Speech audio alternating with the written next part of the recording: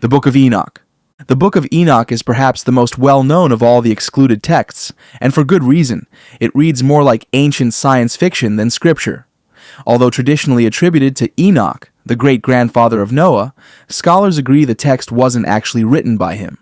Instead, it's considered pseudepigrapha, meaning the author used Enoch's name to lend authority to their work. In reality, the book was composed by multiple writers over several centuries, likely between the 3rd century BCE and the 1st century CE, during the Second Temple period. It's divided into 5 main sections: the Book of the Watchers, the Book of Parables, the Book of Dream Visions, the Book of the Heavenly Luminaries, and the Epistle of Enoch. The most notorious section, the Book of the Watchers, tells of divine beings, called Watchers, who descend to earth, marry human women, and produce a race of giants known as the Nephilim. These stories delve into divine rebellion, judgment, and chaos, challenging traditional ideas of divine order. Later sections explore symbolic dreams, cosmic calendars, and apocalyptic themes, including a mysterious Son of Man figure who will bring divine justice. While the Book of Enoch was revered by many early Christians and even quoted in the New Testament letter of Jude, it was ultimately excluded from the canon due to its unorthodox theology, fantastical content, and association with apocalyptic sects. Today, it remains a cornerstone of Ethiopian Orthodox tradition, but is otherwise considered outside the bounds of biblical scripture. The Infancy Gospel of Thomas. The Infancy Gospel of Thomas offers a strange and often unsettling glimpse into the childhood of Jesus, a period largely skipped over in the canonical Gospels. While the Gospel of Luke briefly mentions a 12-year-old Jesus speaking with temple elders, this apocryphal text imagines what the in-between years might have looked like. It is not connected to the Apostle Thomas, despite its name, and was likely written in Greek sometime in the late 2nd or early 3rd century. The stories range from miraculous to bizarre. A young Jesus molds birds from clay and brings them to life, strikes children dead for bumping into him, and then resurrects them when reprimanded. The tone shifts from playful to ominous, creating a portrait of a divine child still learning how to wield his power. While some scholars dismiss the text as crude or sensationalized folklore, others argue it reflects early Christian efforts to grapple with what it meant for God to become a child. The Infancy Gospel of Thomas isn't considered historically reliable, but it's valuable as a cultural document, showing how early Christians filled in theological gaps and tried to understand the divine nature of Jesus beyond the adult narratives. Its exclusion from the Bible likely stems from its inconsistent tone, magical elements, and the uncomfortable portrayal of a volatile, unpredictable young Messiah. Yet its endurance signals how deeply believers long to know every stage of the life they were called to follow. The Psalms of Solomon. Despite being attributed to King Solomon, the Psalms of Solomon were written centuries after his death, around 60 BCE during the Roman conquest of Judea. The title appears to be more about honoring Solomon's literary legacy than claiming direct authorship. Consisting of 18 poetic psalms, the collection is similar in tone and structure to the biblical psalms, but introduces unique political and theological elements. These psalms reflect the trauma of Roman invasion and the longing for divine justice, framing hope in the eventual arrival of a messianic figure, referred to for the first time as the Son of David. This is notable as the title would later be applied to Jesus in the New Testament. Though not considered divinely inspired, the Psalms of Solomon held liturgical value and were likely sung or chanted during worship, much like hymns. Their exclusion from the biblical canon may be due to questions surrounding authorship and lack of prophetic authority. However, they remain historically important for providing insight into Jewish messianic expectations and the cultural climate during a period of great upheaval. The Psalms of Solomon reveal how spiritual poetry can reflect the political despair and religious hope of a people caught between empires. The Book of Adam and Eve. The Book of Adam and Eve, also known as the conflict of Adam and Eve with Satan, is a post-Eden narrative that picks up where the Genesis account leaves off. This text dives deep into the imagined struggles of humanity's first couple as they grapple with mortality, temptation, and divine silence. Believed to have originated in Arabic and later translated into Ethiopic, the book was likely written by an unknown Egyptian author several centuries before the birth of Christ. It was eventually translated into English in the 19th century. There are actually two books within this work, one focusing on the early struggles of Adam and Eve after their exile from the garden, and the other chronicling the descendants of Seth and Cain leading up to the flood. The text features vivid and imaginative storytelling. Satan tempts Adam and Eve in various disguises, the earth refuses to accept Abel's body after his murder, and Adam and Eve reportedly keep Abel's corpse in their cave for 7 years. The book even adds a new motivation to the Cain and Abel conflict. Cain falls in love with his twin sister Lulua, but is instructed to marry Abel's twin instead, sparking the deadly rivalry. While not considered canonical or historically accurate, the Book of Adam and Eve is significant for how it reflects early theological interpretations, emotional storytelling, and moral instruction. Its removal from the canon is likely due to its mythic tone, contradictions with Genesis, and its roots in pseudepigraphal storytelling rather than prophetic or apostolic authority. The Testaments of the 12 Patriarchs. The Testaments of the 12 Patriarchs is a fascinating work of moral and spiritual instruction attributed to the 12 sons of Jacob, each offering his final reflections before death. Though styled as the dying words of the Patriarchs, scholars agree it was written during the intertestamental period and later edited by early Christian scribes. Each testament focuses on a specific virtue or vice, creating a structured guide for moral behavior. Reuben warns against lust, Simeon discusses the dangers of jealousy, and Levi highlights the consequences of pride. Other patriarchs reflect on justice, humility, and charity, with Joseph and Benjamin placing special emphasis on purity and chastity. The text is deeply ethical in tone, with each patriarch encouraging his descendants to learn from his own failings and successes. Despite its pseudonymous origins, the Testaments offer a rare glimpse into the development of Judeo-Christian moral teachings. They blend traditional Jewish values with emerging Christian ideals, making them an interesting bridge between the Old and New Testaments. However, the text was not included in the Bible due to questions of authenticity and its heavily edited Christian influence. Still, it serves as a moral compass for a community navigating the shifting spiritual landscape of the time. The Odes of Solomon. The Odes of Solomon is a collection of early Christian hymns, likely composed in the late 1st or early 2nd century CE. Despite the name, they have no direct connection to King Solomon and are not related to the Psalms of Solomon either. The author remains unknown, though some scholars suggest links to early Christian figures like Ignatius of Antioch due to theological parallels.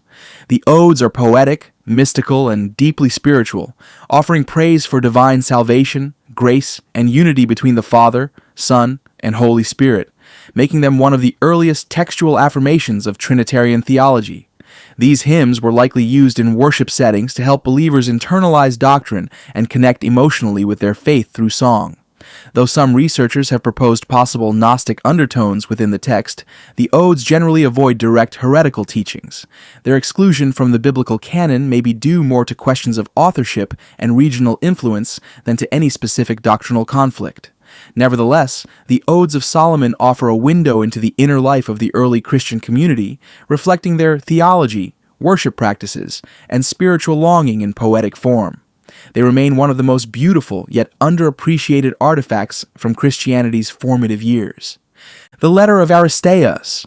The Letter of Aristeas tells the story of how the Hebrew Torah was translated into Greek, becoming what we now know as the Septuagint.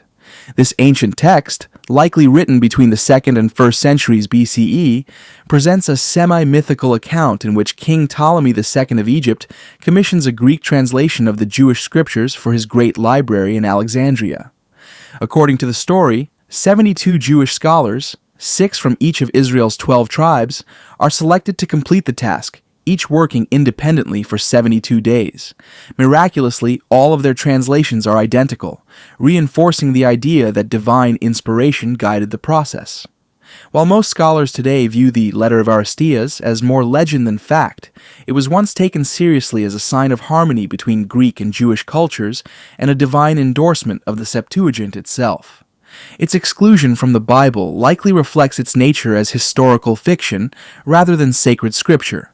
Still, the text is important for understanding the cultural and theological significance of the Septuagint, which became the primary version of the Old Testament used by early Christians. The Letter of Aristeas, though not sacred in itself, frames one of the most pivotal events in the transmission of biblical literature across languages and cultures. The Story of Ahikar.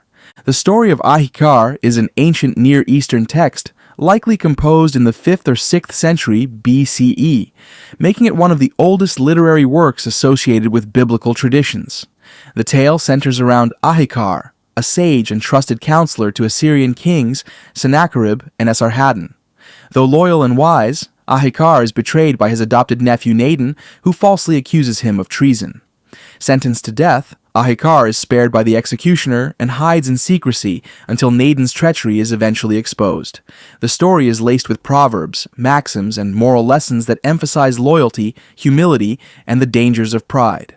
While the narrative itself is not part of the biblical canon, its influence can be seen in the Book of Tobit and other wisdom literature. Its exclusion likely stems from its secular origin, lack of divine revelation, and loose connection to Jewish theology. Nonetheless, Ahikar's tale continued to circulate widely across cultures and religious traditions, admired for its practical wisdom and enduring ethical themes. It stands as a literary cousin to biblical wisdom books like Proverbs and Ecclesiastes, reminding readers that spiritual insight often emerges from beyond the borders of canon. 1st and 2nd Esdras. The books of 1st and 2nd Esdras present alternative and expanded versions of Jewish history, blending familiar biblical events with apocalyptic visions and political commentary. 1st Esdras, part of the Apocrypha in some Christian traditions, revisits the events of 2nd Chronicles, Ezra, and Nehemiah, but in a reordered and sometimes contradictory fashion. It highlights moments like King Josiah's reforms and the return from Babylonian exile, but its historical inconsistencies likely contributed to its exclusion from the Protestant and Jewish canons. 2nd Esdras, also known as 4 Ezra, is more visionary in nature. Written after the destruction of the Second Temple in 70 CE, it features a series of divine revelations given to Ezra in the form of 7 symbolic visions. These include prophecies about the end times, messianic expectations, and theological reflections on suffering, justice, and divine silence. The text is emotionally intense, filled with apocalyptic imagery and existential questioning. Though not included in most Bibles today, both books were deeply influential among early Christians and are still recognized in some Eastern and Catholic traditions. Their rejection from mainstream canon likely stems from their complex authorship, historical overlap, and prophetic ambiguity, but they remain powerful spiritual documents for understanding how ancient communities process trauma, hope, and divine absence. 1st and 2nd Maccabees. 1st and 2nd Maccabees chronicle one of the most dramatic periods in Jewish history, the revolt against the Seleucid Empire and the fight to preserve Jewish religious identity. 1st Maccabees offers a straightforward historical account, beginning in 175 BCE, when the Seleucid king Antiochus IV Epiphanes desecrated the Jewish temple and outlawed traditional worship. In response, a priest named Mattathias and his sons, most notably Judas Maccabeus, launch a rebellion that leads to the rededication of the temple, an event celebrated today as Hanukkah. 2nd Maccabees covers similar events, but from a more theological and dramatic angle. Written in Greek, it emphasizes martyrdom, resurrection, and the power of prayer for the dead, doctrines later adopted by the Catholic Church. While these books are accepted as canonical in Catholic, Orthodox, and some Eastern Christian traditions, they were rejected by most Protestant and Jewish communities due to their late authorship, use of Greek rather than Hebrew, and doctrinal additions not found in the Torah. Nevertheless, the books of Maccabees are historically crucial. They bridge the gap between the Old and New Testaments, highlight the resilience of Jewish faith under persecution, and reflect evolving ideas of the afterlife and divine justice during a turbulent era. Layer 1. Limbo. This is the first and least severe circle of hell, but its punishment is absolute and eternal. It holds 2 main groups: virtuous non-Christians, those who lived with honor, wisdom, and moral integrity, and the unbaptized, including infants who died before receiving the sacrament. In Dante's vision, These souls are not guilty of personal sin in the same way as others in hell, yet they lack salvation and cannot enter heaven. The realm is calm and pastoral, with soft twilight, rolling meadows, and a majestic castle encircled by 7 walls. Each wall symbolizes one of the classical virtues: prudence, justice, temperance, courage, faith, hope, and charity. Here dwell history's greatest thinkers, poets, and leaders: Aristotle, Plato, Socrates, Homer, Ovid, whose wisdom shaped civilizations, but who never knew divine grace. There is no physical torment here, no flames, no ice, no scourging winds, but a constant spiritual ache.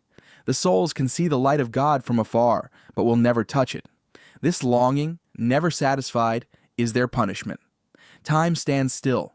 The grass never fades, the sky never changes, and the air remains motionless. In its beauty lies its cruelty, for nothing will ever progress toward hope. Layer 2. Lust. The second circle marks a sharp descent from the quiet sorrow of limbo into a place of unending turbulence. This is the realm of lust, reserved for those who in life were ruled by desire, allowing passion to override reason, loyalty, and divine law. Here, the air is filled with a violent, ceaseless wind that hurls souls through the darkness. They have no control over their movement, just as they once had no control over their impulses. The storm never pauses, symbolizing the restless and chaotic nature of lust. Souls are swept together and torn apart, unable to remain with the object of their longing.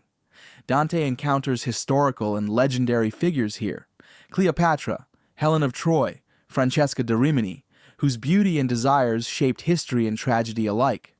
The wind is more than a physical force. It reflects the inner storm of unfulfilled craving. There is no peace, no rest, only constant motion without destination. The sky is dim and chaotic, the air heavy with the mingled sounds of cries and rushing gusts. This punishment strips passion of romance, revealing its raw power to enslave and destroy. Like the warning in Proverbs 6, desire becomes a consuming fire with no end. Layer 3. Gluttony. The third circle is a place of relentless, miserable decay. Here, the gluttonous, those who devoted their lives to excess, are punished beneath a constant, freezing rain. The downpour is filthy, mixed with hail and sleet, soaking the ground into a thick, reeking mire. This foul mud becomes their bed, as the damned lie sprawled and wallow in the waste they once embraced. Gluttony in Dante's vision is broader than overeating. It represents the worship of excess in any form, the endless hunger for pleasure, comfort, or self-indulgence. In this realm, every indulgence has rotted into misery. The air stinks of spoiled feasts, the rain stings like bitterness, and there is no shelter, no warmth, no table of joy. Over them prowls Cerberus, the monstrous 3-headed hound of hell. He tears and claws at the souls, his presence a constant reminder that their appetites now consume them. Each head snarls and drools, representing their inability to find satisfaction. Philippians 3:19 warns of those whose God is their stomach. Here, that warning becomes reality. Indulgence has stripped away every trace of pleasure, leaving only filth, cold, and the endless noise of the storm drowning out their cries. Layer 4. Greed. The fourth circle is a vast, colorless plain lit by a dim, unnatural glow. Here dwell 2 opposing groups: the misers who hoarded wealth in life, and the squanderers who wasted it recklessly. Both are condemned to the same endless labor, pushing enormous, stone-like weights in opposite directions. When the 2 lines collide, they clash violently, shouting accusations at one another, then turn and repeat the cycle forever. The weights symbolize the burdens created by greed. For the hoarders, treasure became a chain they clung to. For the squanderers, it was a resource they carelessly destroyed. Neither found balance, and both are now trapped in a pointless contest that achieves nothing. The clanging of stone echoes endlessly across the barren expanse, a hollow rhythm marking time without progress. Dante notes that many among the damned once held positions of religious or political authority, proof that greed spares no rank or title. This punishment reflects 1 Timothy 6:10. The love of money is the root of all kinds of evil. In the fourth circle, gold has no worth, Wealth is as heavy as rock, and value itself is meaningless. All that remains is the burden of desire without purpose. Layer 5. Wrath. The fifth circle takes the form of the river Styx, a dark, swamp-like expanse where two expressions of anger are eternally punished. On the surface, the wrathful fight one another in an endless frenzy. They claw, bite, and strike with no hope of victory or release, their faces twisted in permanent rage. Beneath the murky water lie the sullen, those who turn their anger inward. They are submerged in the black mud, invisible except for the bubbles rising from their trapped bodies. The surface combatants embody open hostility, anger that lashes out to harm others. The submerged souls represent silent bitterness, resentment and hatred smoldering unspoken. Both are consumed by their own emotions, incapable of peace. The air above the Styx is heavy with stench, and the water is thick and foul, clinging to everything it touches. No movement here leads to progress. Every struggle feeds the cycle of violence or despair. James 1:20 warns that human anger does not produce the righteousness that God desires. In the fifth circle, anger produces nothing at all, only endless conflict above and silent suffocation below, each locked in the prison their rage created. Layer 6. Heresy. The sixth circle is a vast plain covered in burning tombs that stretch endlessly in every direction. These tombs are the eternal prison of the heretics, those who denied God's truth, rejected the immortality of the soul, or used their influence to spread false teachings. The flames consume the stone coffins from within and without, and the heat never fades. Each tomb is half open, revealing the souls inside as they burn.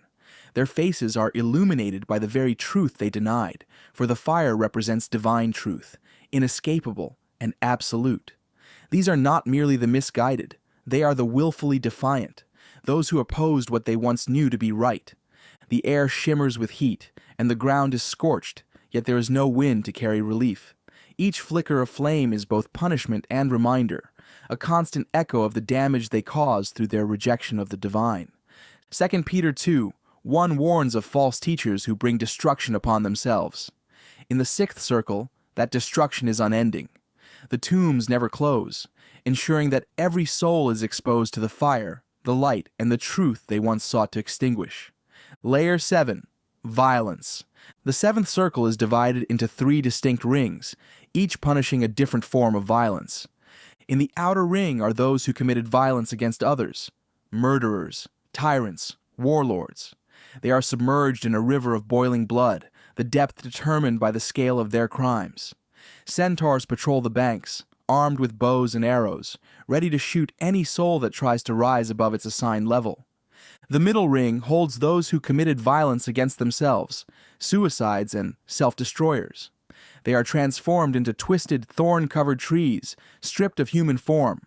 Harpies, half woman and half bird, nest in their branches, tearing at their bark and feeding on their leaves.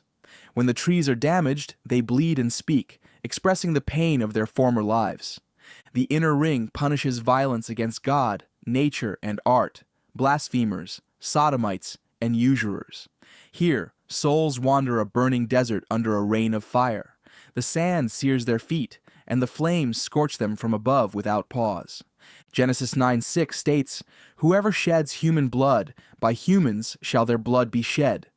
In this circle, every punishment is an exact inversion of the sin. The blood spilled becomes a prison, the body destroyed becomes a curse, and defiance becomes a torment written into the very landscape. Layer 8. Fraud. The eighth circle, called Malbolge, evil ditches, is a massive descending stone pit divided into 10 concentric trenches, each punishing a specific form of deceit. In the first trench, panderers and seducers are driven in endless lines, whipped by horned demons. The second trench holds flatterers, immersed in a river of human filth symbolic of their false words. The third contains simoniacs, those who sold sacred things, buried head first in stone holes, their feet engulfed in flames. In the fourth trench, sorcerers and false prophets have their heads twisted backward, forced to walk blind into the future they once claimed to see. The fifth punishes corrupt politicians, who boil in thick black pitch while demons hook and drag them under. In the sixth, Hypocrites wear gilded cloaks lined with crushing lead. The seventh holds thieves, bitten by serpents and burned to ash, only to be painfully reformed and attacked again.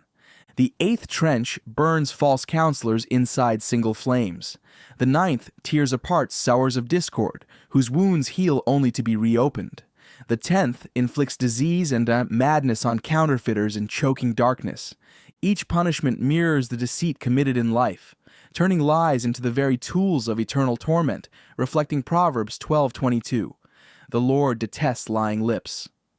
Layer 9. Treachery.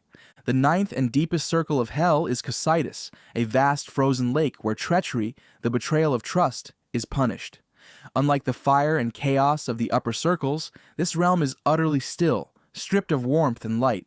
The deeper the betrayal, the deeper the ice in which the soul is trapped. Cocytus is divided into 4 regions. Caina holds those who betrayed family, their bodies frozen up to the neck. Antenora punishes traitors to country, encased deeper in the ice. Ptolemea contains those who betrayed guests. Their souls fall into hell before death, while their bodies on earth are possessed by demons. Judeca is for traitors to lords and benefactors, completely sealed in the ice, unable to move or even lower their gaze. At the center stands Satan himself, waist-deep in the ice. His 3 faces eternally chew Judas Iscariot, Brutus, and Cassius, the ultimate betrayers of Christ and Caesar. His vast wings beat a freezing wind that ensures the lake will never thaw. Here, tears freeze to the damned faces before they can fall, sealing them into silence. The cold reflects the calculated, loveless nature of betrayal, passionless, deliberate, and final, the furthest point from God's light. Baal. Baal was one of the most prominent false gods condemned throughout the Old Testament. His name means Lord or Master, and he was worshipped by the Canaanites as a storm god who controlled rain, fertility, and agriculture. Often depicted holding a thunderbolt, Baal was seen as a powerful force of nature and a rival to Yahweh in Israelite territory. The worship of Baal included sacrifices and rituals, sometimes even human offerings, which deeply angered the God of Israel. The Bible shows us a dramatic confrontation with Baal worship on Mount Carmel, where Elijah squared off against 450 prophets of Baal in a high-stakes contest to prove who was the true God. Baal worship was dehumanizing, twisting sexuality and killing the innocent, while the Lord gave life and blessing without corruption. Asherah. She was a mother goddess associated with fertility, love, and sacred groves. Sometimes called the Queen of Heaven, she was worshipped in various ancient cultures, including the Canaanites, where she was often paired with Baal or El.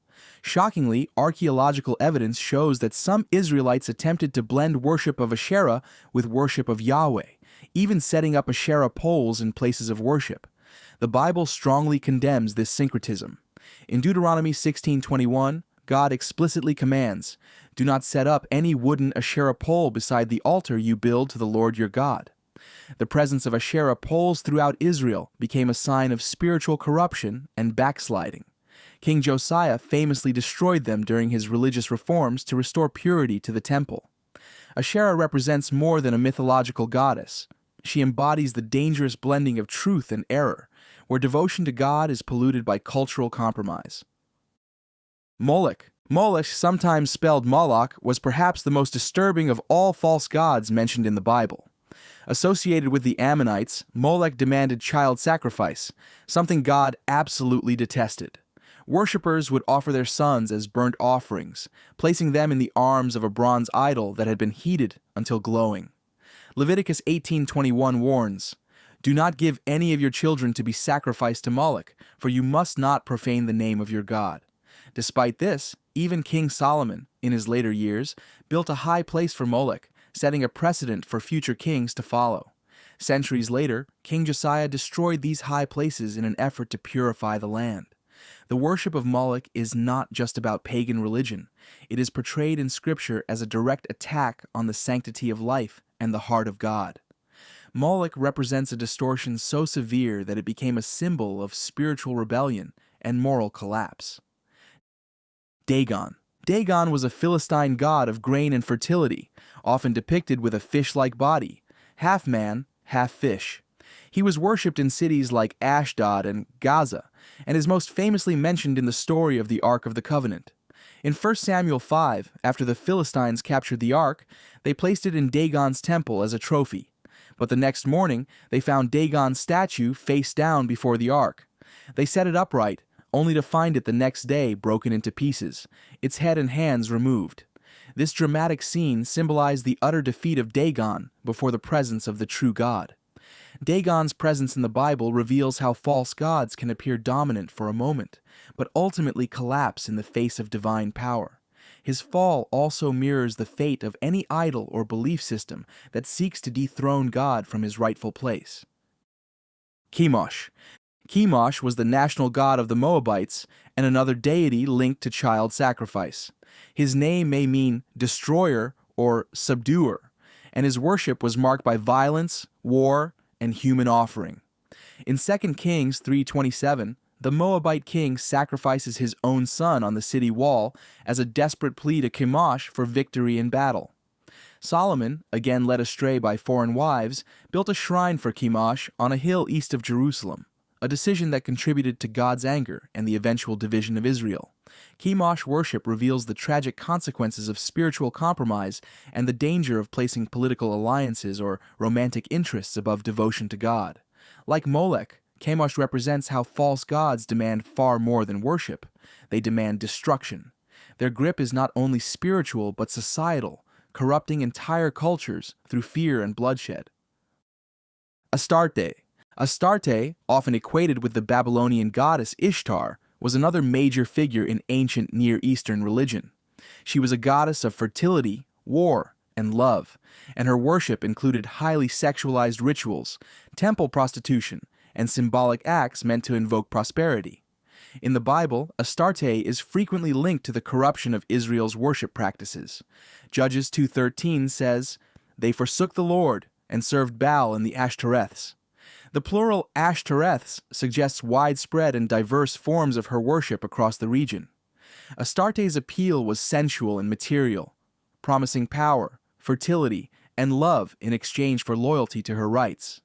But beneath the surface, her cult promoted spiritual adultery, turning hearts away from the covenant with God.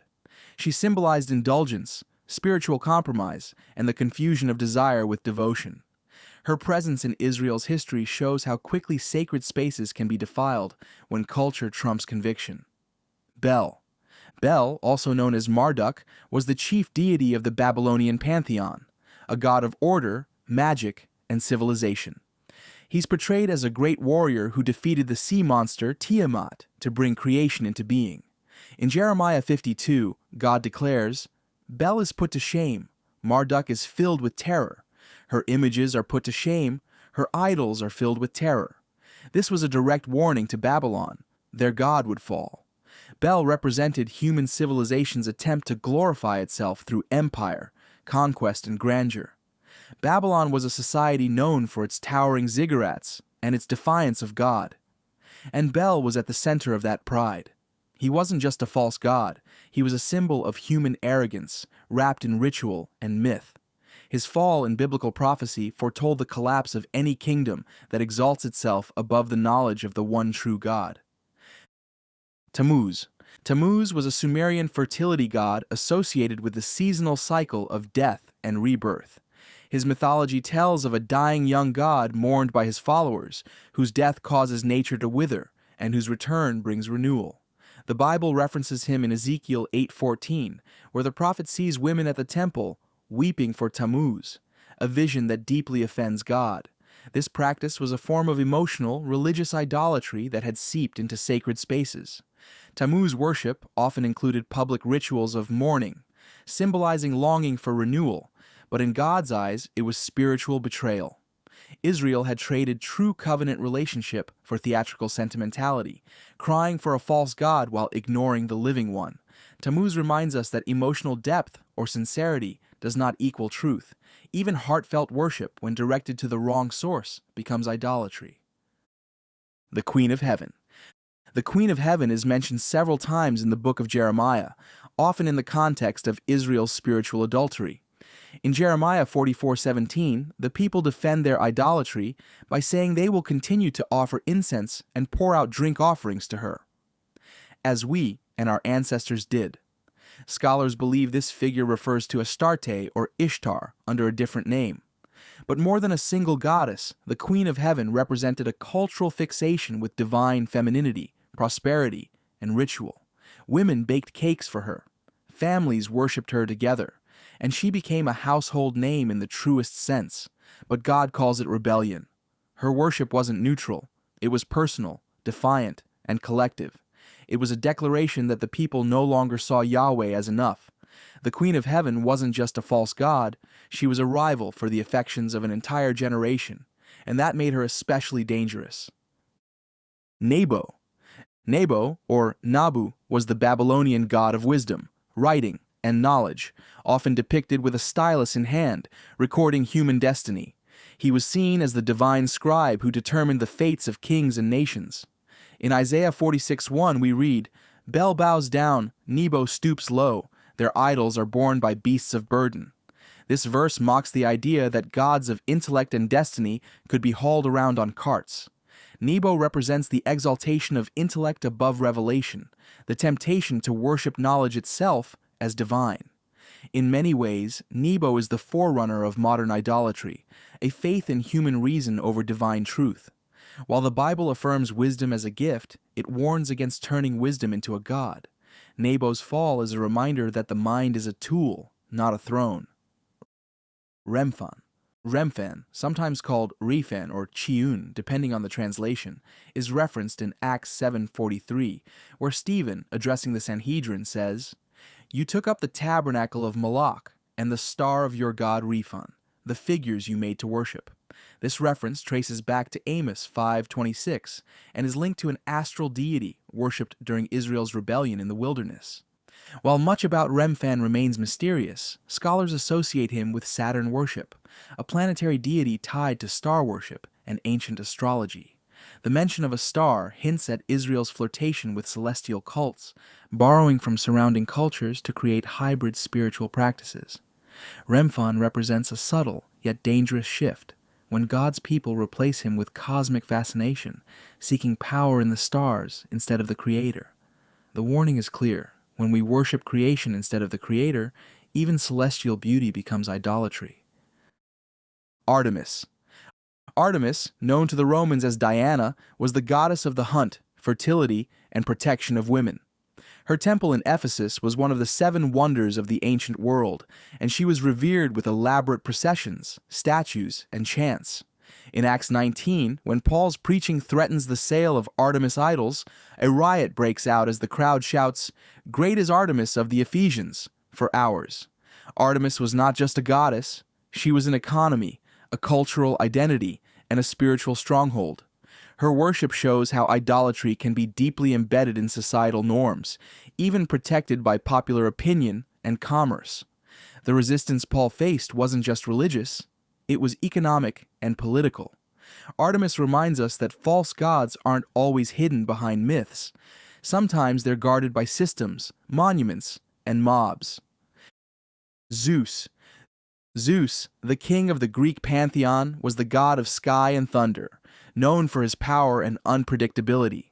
In Acts 14, Paul and Barnabas heal a man, and the people of Lystra proclaim that the gods have come down to us in human form.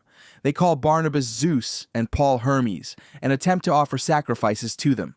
Paul immediately tears his clothes in grief, pleading with the people to turn away from such idolatry. Zeus represents the tendency to project divinity onto charismatic figures, to confuse miraculous power with divine identity. In the ancient world, Zeus was the ultimate projection of human strength, authority, and indulgence. His worship highlights how even noble qualities like leadership and protection can become idols when elevated above God. Zeus reminds us that idol worship doesn't always look evil. Sometimes it looks like admiration gone too far.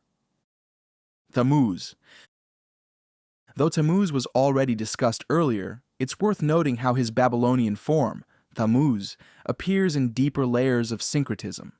His myths centered on seasonal death and resurrection, and his followers participated in ritual mourning to invoke his return. These public displays of lament were common in temple spaces, often led by women. In Ezekiel 8:14, God shows the prophet a vision of women weeping for Tammuz at the entrance of the temple, an act that evokes divine disgust. While it may appear sentimental, it was a direct violation of the temple's holiness. The worship of Tammuz was more than pagan ritual. It was an emotional hijack of sacred space. When longing and grief are directed toward the wrong source, even our sincerest feelings become misaligned. Tammuz represents spiritual misdirection disguised as heartfelt devotion. The beast and the image. While not a mythological god in the traditional sense, the beast and the image described in Revelation 13 function as false gods in the end times. The beast receives power from the dragon, Satan, performs great signs, and demands global worship. The second beast, the false prophet, sets up an image of the first beast and commands that all must worship it, or die. This marks a return to the kind of idol worship seen in Daniel's time, but on a global, supernatural scale. The worship of the beast is enforced by economic control, social pressure, and deception through signs and wonders. What makes this particularly insidious is the merging of political power, spiritual allegiance, and public spectacle, a triad of manipulation that mimics divine authority. The beast is the ultimate counterfeit deity, standing as the final and most dangerous false god before Christ's return. His rise serves as the final warning that true worship must remain unmoved, even in the face of death. The Vatican Secret Archives. The Vatican Secret Archives, officially called the Archivum Secretum Apostolicum Vaticanum, remain one of the most forbidden and intriguing repositories in the world. Stretching across more than 53 miles of shelving under Vatican City, they contain centuries of papal correspondence, political negotiations, and ecclesiastical rulings. Among the known treasures are the records of the Knights Templar trial, Galileo's Inquisition documents, letters from Michelangelo, and petitions from Henry VIII. Yet only a tiny fraction has ever been seen by outsiders. Scholars must request a specific item dated before 1939, and browsing is not permitted. Entire rooms remain sealed and untouched by modern eyes. Over the years, conspiracy theories have grown. Some speculate the archives hide suppressed gospels, proof of church scandals, or secrets that could rewrite global history. During Napoleon's occupation of Rome, even he tried to seize control of these records, underscoring their immense perceived value. The Vatican insists that secrecy exists to protect fragile documents and to preserve continuity of the Church's institutional memory. For Catholics, these archives represent sacred history protected from distortion. For critics, they symbolize secrets too powerful to reveal. The tension between reverence and mystery has kept the Vatican's secret archives a forbidden place that fuels both faith and fascination. The Church of Our Lady, Mary of Zion. In Aksum, Ethiopia, stands the Church of Our Lady Mary of Zion, a humble-looking building said to guard the most extraordinary relic in human history, the Ark of the Covenant. According to Ethiopian tradition, the Ark, which once held the 10 Commandments given to Moses, was brought to Ethiopia by Menelik I, son of King Solomon and the Queen of Sheba. Since then, it has supposedly remained under the protection of a single guardian monk, chosen for life, who devotes his existence to prayer and vigil within the church grounds. The monk cannot leave, and no one else may enter the sacred chamber, not even the head of the Ethiopian Orthodox Church. Scholars, archaeologists, and foreign leaders have all been barred from attempting to examine it, leaving outsiders to wonder if the Ark is truly there. For Ethiopians, its authenticity is unquestionable, and they believe it provides divine protection for their nation. At the annual Timkat festival, a replica is carried through the streets while the true Ark never leaves its chamber. This mixture of faith, secrecy, and tradition has cemented the site's status as one of the most forbidden religious places in the world. To some, it is the greatest unverified treasure of the biblical era. To others, it is a living symbol of unbroken devotion that transcends proof or doubt. Al-Masjid al-Nabawi's Green Dome. In Medina, Saudi Arabia, lies Al-Masjid al-Nabawi, the Prophet's Mosque, the second holiest site in Islam after Mecca. Within it rests one of the most forbidden chambers in the Muslim world, the sealed tomb under the Green Dome, containing the burial place of the Prophet Muhammad along with the first two caliphs, Abu Bakr and Umar. The Prophet was originally buried in his wife Aisha's chamber in 632 CE, and as centuries passed, the mosque expanded around it. In the 13th century, a dome was added, later painted green in the 19th century by Ottoman Sultan Mahmud II, creating the iconic landmark. Yet no one is allowed inside. Worshippers and pilgrims can only pray outside golden railings, never glimpsing the graves themselves. Access is limited to select Saudi caretakers, ensuring the chamber remains sealed and undisturbed. Theological reasons are central. Islam prohibits elevating graves to objects of worship, so seclusion prevents misuse. For Muslims worldwide, being near the chamber inspires immense reverence, but crossing its threshold is unthinkable. The green dome represents both intimacy and distance. The Prophet lies just beyond a wall, yet forever out of reach. This paradox of closeness and inaccessibility makes the chamber one of the most sacred and forbidden sites in Islam, preserved in secrecy to protect its purity. The monastery treasury of St. Catherine's. At the foot of Mount Sinai stands St. Catherine's Monastery, one of Christianity's oldest active monasteries, built in the 6th century by Byzantine Emperor Justinian. Within its walls lies a treasury forbidden to the public, a sanctuary of relics and manuscripts unparalleled in history. It contains golden chalices, jeweled icons, and ancient liturgical vessels alongside over 4,500 manuscripts written in Greek, Arabic, Syriac, and more. Among its treasures are fragments of the Codex Sinaiticus, one of the oldest complete Bibles, and the Ashtename of Muhammad, a charter said to be personally granted by the Prophet, offering the monastery protection. For more than 1,400 years, this treasury has remained sealed to all but select monks, conservators, and approved scholars. The restrictions exist to ensure fragile manuscripts are preserved and priceless relics protected from theft. Pilgrims may visit the monastery itself, but the most sacred treasures remain hidden behind locked doors. To historians, it is an untapped archive of early Christianity. To believers, it is a holy vault of faith preserved in silence. Its continuous existence, despite centuries of conflict in the region, is itself miraculous, making the monastery treasury one of the world's most fascinating forbidden religious places. The Library of St. John the Theologian. On the island of Patmos in Greece, where tradition holds the Apostle John received his revelation, lies the fortified monastery of St. John the Theologian, founded in 1088. Within it rests one of Christianity's most restricted libraries. It holds more than 330 manuscripts, including 82 New Testament codices and some of the rarest documents of the faith.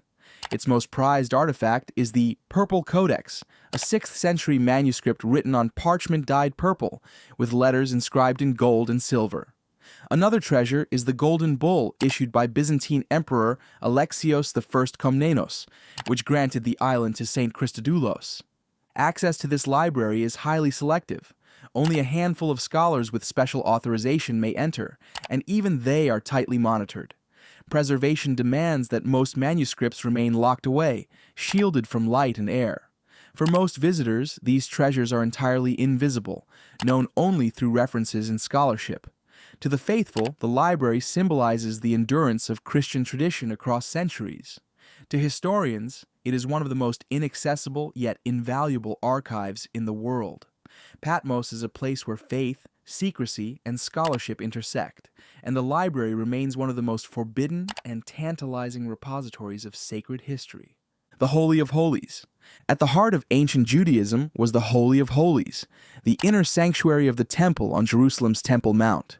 It was regarded as the very dwelling place of God's presence on earth, a perfect cube hidden behind a thick veil. Within Solomon's temple, it held the Ark of the Covenant, containing the 10 Commandments, Aaron's staff, and manna. Entry was restricted to the high priest alone, once a year on Yom Kippur, after days of purification rituals. Jewish tradition even recounts that a rope was tied to his ankle so he could be pulled out if struck down inside. When Babylon destroyed the temple in 586 BC, the ark vanished, and in the rebuilt temple, the chamber stood empty but still sacred. To this day, Jewish law forbids entry to the site, as ritual purity cannot be restored without temple rites. This makes the Holy of Holies permanently inaccessible, one of the most sacred and forbidden places in history. It embodies the tension between human unworthiness and divine holiness, reminding believers that God's presence cannot be approached casually. Even now, the mystery of the Holy of Holies endures, both as a symbol of God's majesty and as one of the ultimate forbidden spaces of faith, Mount Athos. Mount Athos, known as the Holy Mountain, rises from a peninsula in northern Greece and has served as the spiritual heart of Eastern Orthodox monasticism for over 1,000 years. Within its 20 monasteries live around 2,000 monks from across the Orthodox world, guarding priceless relics, icons, and manuscripts. Yet Athos is defined by its restrictions.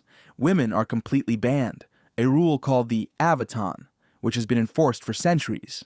Men may enter only with special permits, granted in limited numbers, and must follow strict rules of dress, conduct, and photography. The ban on women is rooted in tradition that the mountain is dedicated to the Virgin Mary, and thus no other women may set foot there. This has stirred debate in modern times, but the monks remain adamant that Athos must remain a place of seclusion and prayer. For Orthodox Christians, it is a spiritual lighthouse where earth meets heaven. For outsiders, it is a forbidden landscape, its daily rhythms of prayer and devotion hidden from the world. The isolation of Athos has preserved a unique monastic culture, one that continues unchanged for centuries. Its treasures and traditions remain unseen by most, making it both sacred and untouchable.